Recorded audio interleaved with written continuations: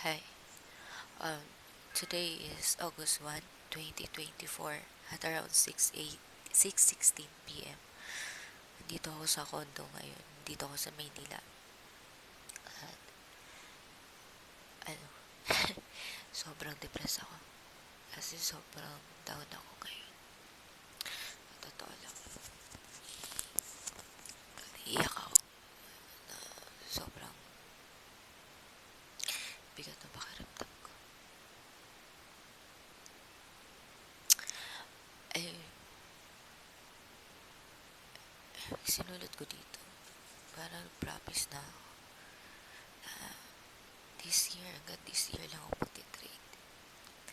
Hanggang 2024 lang.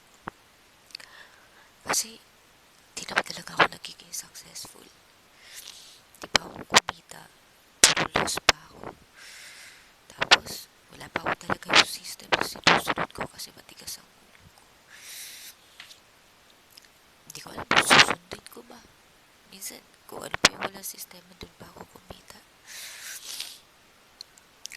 Kung ano pa yung sinusunod ko, dito dapat sa super bumili, dun pa ako walang kinikita. Nasasaktan ako, syempre, dahil ang tagal na. Sobrang tagal ko na. Nag-try talaga ako. Tayo workout. Gumaling ako dito. Pero emotionally damaged ako. Financially, sobrang laki na lang nabawas sa savings ko. Kaya naman pa rin nabit ng bahay. Makakaya nang bumili ng lupa. Sobrang, sobrang laki. Laki na loss ko. Tapos, emotionally, nadidepress na talaga ako. At sinulat ko dito, PSE, crypto, hanggang December 2024 na lang ako. Kapag di pa rin ako kumita or successful dito, itigil ko na to. Yun yung nakasulat.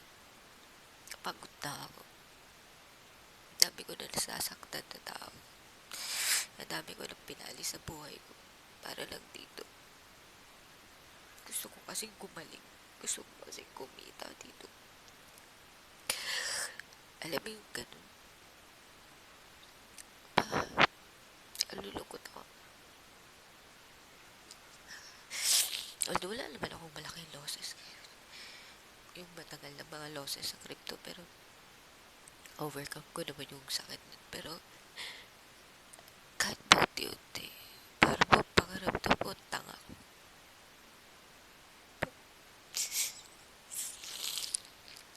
Pero pangaramdam mo, napaka-bobo ko naman dito. Hindi ba lang, hindi ako magaling dito. Nag-try talaga ako. Tagal ko na dito, pero hindi ko talaga alam. Para sa akin to. Ayun guys, pinagpipray ko kasi to. Dati kasi hindi ko alam itong gusto ko. Pinagpipray ko to kay Papa. Gusto ko yung negosyo lang. Ako lang. Negosyo, hindi ako masyadong kumuha ng tao. Introverted kasi ako.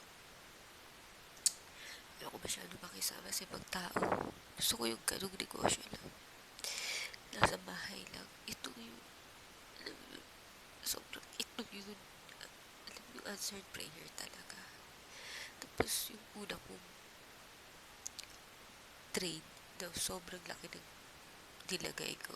Almost 1M siguro yun o baka less than 1M. Basta ganun. Kumita ako ng 200 to 300 pero hindi ko pa kinuha yun. Baka nakuha ko lang kalahati. Pero yun eh. Parang answered prayer. Ito na yun. Parang ganun. Wala akong kaalam-alam doon. Kumita ako. Ngayon na ang dami kong inaral. Ang dami kong ginawa. Pero hindi ako kumikita. Nakailang mentor na ako. Meron pa akong mentor. Naging kaibigan ko na hanggang dulo, hanggang ilibre na lang ako. Alam mo yun. Gumaling lang ako dito. Bayaran ako. Gumaling lang ako dito. Pero frustrate na ako. Sobrang na-frustrate.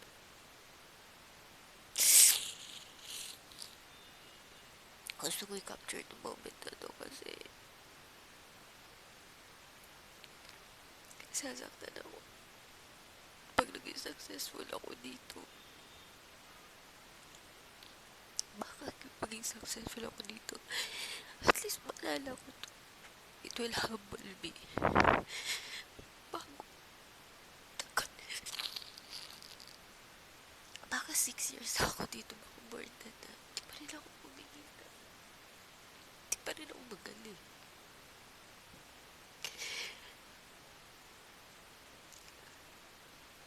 Tunig na nilalagay ko sarili ko sa tao, sa mga dati kong kaibigan, sa pamilya ko. Kasi dapat emotionally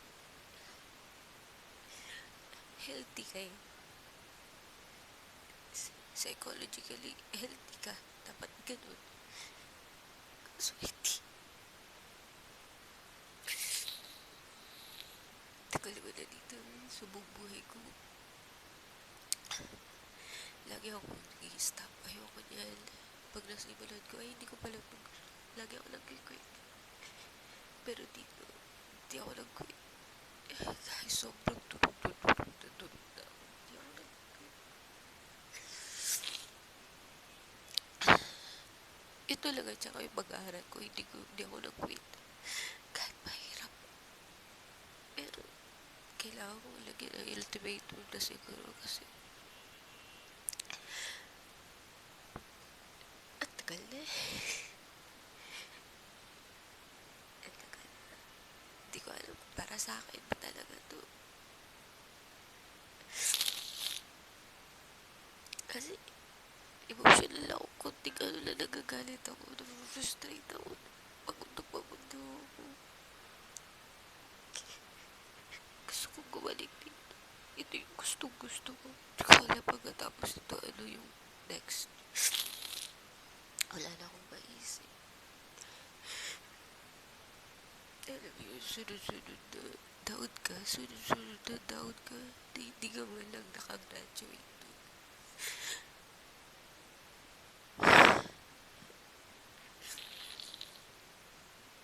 Alam mo, ganun.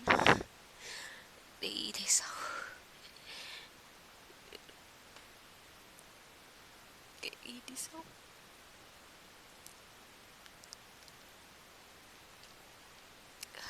Papabot ako. Hindi ko talaga alam. Para sa akin ba talaga to? Hindi ko kasi alam eh. Hindi ko na maramdaman kahit kunti man lang. Kibisay pa pagkat. Binigay ko yung best ko. Alam ko. Sobrang laki na pinagbago ko sa sarili ko dahil dito. Kasi hindi ko na kilala. May ganun pala akong ugali dati. May ganun pala akong nangyari dati. Kasi, hindi ko na kilala sarili ko sa totoo lang. Hindi ko na talaga alam. Nag-frustrate ako talaga sobra. Maisip ko lang na mawawala ako dito sa 3D. Pero, hindi ko matanggap. Bigay ako too much effort eh. Halos wala akong ginagawa kundi trading lang. Everyday, nasa utak ko na yung trading. Nasa utak ko na yung trading. Pero emotional ako. Hindi yata ako bagay dito.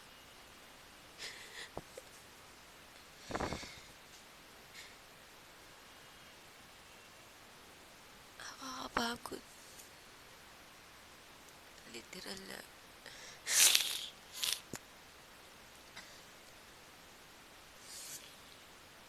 Naniliit ako sa sarili ko. Literal na. Yung consistent ka, tatalo ka. Consistent na nag-fail ka. Nakakapalit ang sarili. Ayoko lang ganun. Ayoko talaga lang ganun. Gusto ko ayos ko sarili ko, pero ay, kung hindi para sa akin to, titigil.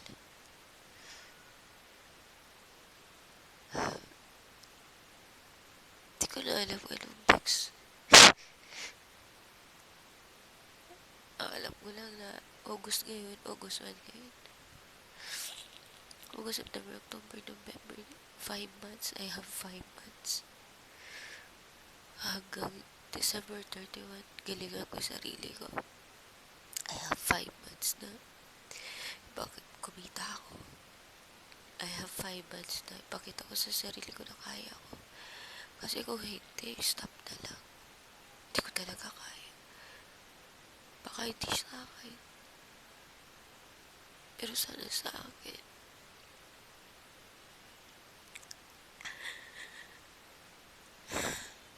Pagod na ako. Pero dito pa rin ako sa computer ko. Naka-open yung computer ko sa may ginagawa akong journal. Pagod na ako.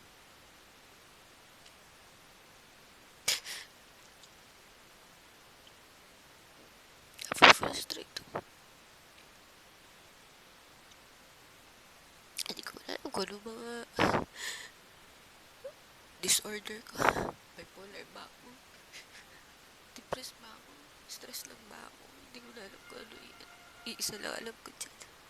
Basta sakit. Hindi ko na talaga alam. Emotionally, sobra na. Nakaka-frustrate. Sobra nakaka-frustrate. Lalo na pag umakit yung bargain tapos di ka nakabili. Tapos pagbili mo naman, bumabagsak agad. Ano ka?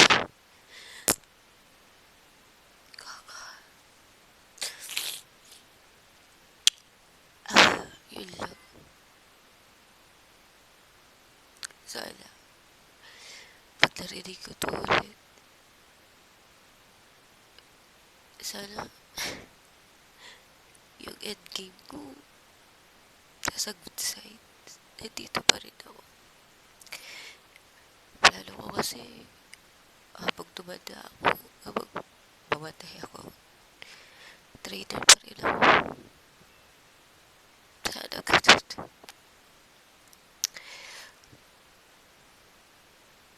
Akaubos ang pasensya.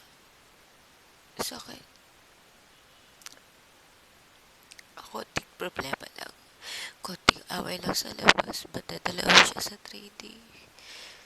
Kailangan mentally prepared ka talaga dito. Emotionally prepared ka dito. Psychologically prepared ka dito. Mentally. Sobra. At ito lang.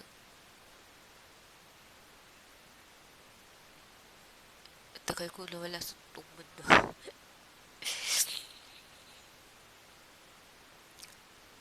Sana focus ako dito. Ay, hindi para sa akin. Papagal sabihin mo sa akin. Papagal, tigil ko to. Iba tigil mo lang sa akin. Sayang ba naman. Lagi ako nag-i-stop kasi emotional. Tortured ako. Kunti problema. Big deal sa akin. Sobra. Ngayon, mag-iisip ka, business kaya ako. Kasi meron talagang times na hindi talaga ako kumilos dito lang sa trading. Kaya, minsan nadadamage na yung dapat kumita ka kagad. Pero, yun nga. Pero pag wala ka trabaho dito. Pero inisip ko kasi pag wala ako trabaho, pag magtrabaho ako, may iba akong gagawin. May iba yung mindset ko dito. I mean, hindi na ako. Baka makalimutan ko. Baka ganito, ganyan. Hindi ko alam. Hindi ko alam paano ba. Pag hindi ako nagtitrain, namimiss ko trading.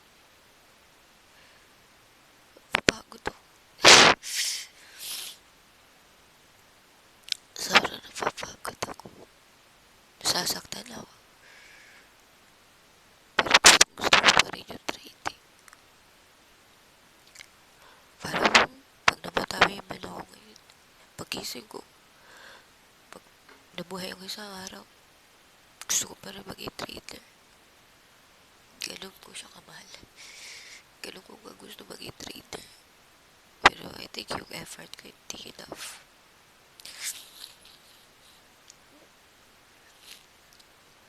Minsan hilig ka kahit konting chance man lang. Makita ko lang sarili ko. Yung result ba? Siyempre doon mo makikita kung maayos ka ba mag-trade sa result. Hindi ko siya makuha. Kahit anong talento ko dito. Putang ina, hindi ko talaga makuha. Pakaramdam mo ng pakbobo ko. Alam mo yung good pakaramdam. Alam mo, pag ano ka, dapat sa support bumili, sa support ka bumili. Pero nagda-doubt ka. Pero sa resistance ka bumili, nabentahan ka. Putang ina.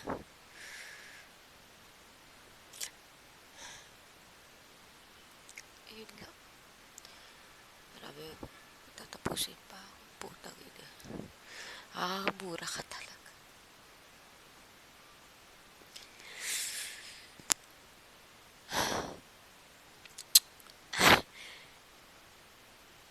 Kaya guys, kung ipopost ko ba ito, kung gusto niyo ng trading, aralin niyo muna. Tsaka,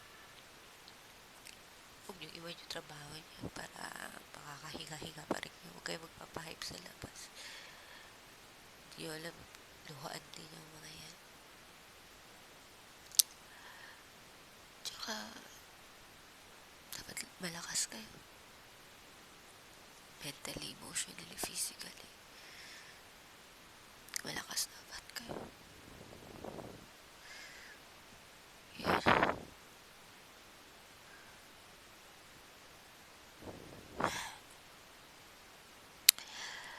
Yun lang.